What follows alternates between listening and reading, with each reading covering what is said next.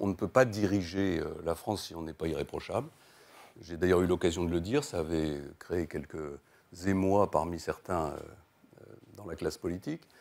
C'est pourtant une évidence, c'est une évidence. Ça veut dire que les ministres, le président de la République a fortiori, ne doivent pas être mis en examen, doivent avoir une attitude exemplaire. C'est la jurisprudence Balladur. Voilà. Si un ministre est mis en examen, il doit démissionner. Je sais que ce n'est pas juste. Je sais qu'il y aura toujours des gens pour m'expliquer qu'il y a la présomption d'innocence.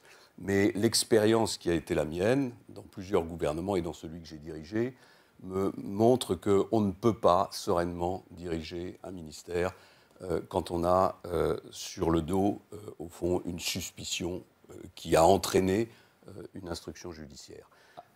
On est des hommes politiques, on n'est pas des citoyens comme les autres.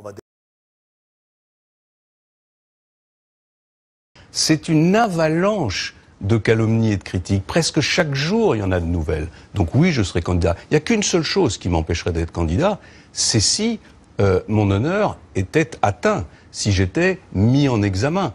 J'ai toujours dit que je ne pourrais pas être candidat à la présidence de la République si j'avais, pas seulement un soupçon, mais s'il y avait une évidence que j'avais transgressé la loi. Ça n'est pas le cas.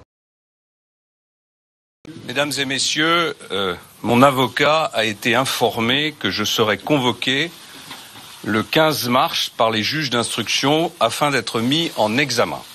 À ceux qui me suivent comme à ceux qui me combattent, c'est au peuple français que je m'en remets, parce que seul le suffrage universel, et non pas une procédure menée à charge, peut décider qui sera le prochain président de la République.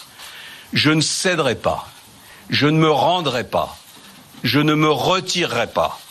J'irai jusqu'au bout parce qu'au-delà de ma personne, c'est la démocratie qui est défiée.